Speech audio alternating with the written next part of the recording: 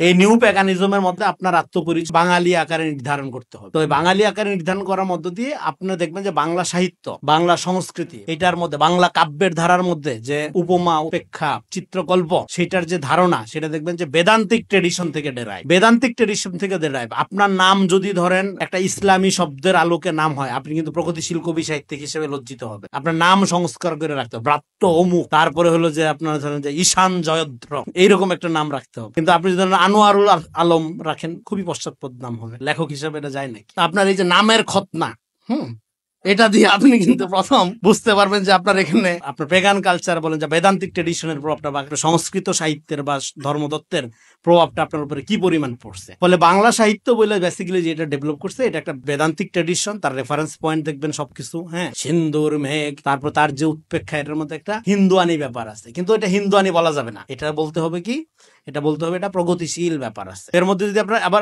এটার কাউন্টার আকারে কিছু কিছু লোক আচ্ছা বলছে, তাহলে তো বাঙালি কমিউনিটির সাহিত্য করতে হবে, এবার সে কিছু ইসলামী শব্দ ঢুকাই দিন। তো ঢুকাই দেওয়ার মধ্যে দিয়ে যেটা হয়, এসেন্সটা আর থাকে না। এটা হলো আপনার পারফরমেন্সের ব্যাপার না, ব্যাপার হলো বিলং করার ব্যাপার। পারফরমেটিভ অর্থে আপনি ধরেন একটা সংস্কৃত শব্দের জায়গায় একটা ইসলামী শব্দ বসালেন, তাতে কিছু যায় আসে না। তাহলে আপনার এটা কি করতে হবে, একটা ফিলোসফিক্যাল সিভিলাইজেশনাল লিঙ্ক আপনার লাগবে। আপনার বাঙালি সংস্কৃতির যে আগ্রাসন, বেসিক্যালি হিন্দুত্ববাদী আগ্রাসন, তাই না?